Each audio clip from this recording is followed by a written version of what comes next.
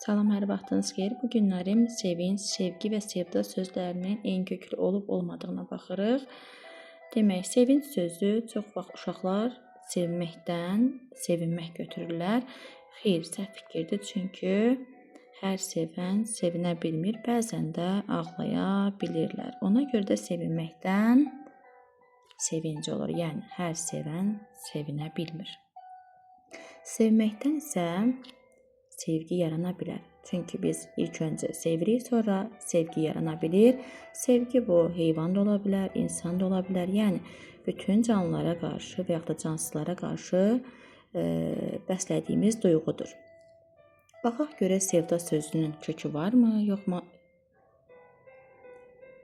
Sevməkdən sevda olmur, çünki sevda sadə sözdür. Yəni bu sözlərin heç biri bir-biri ilə eyni köklü söz deyil.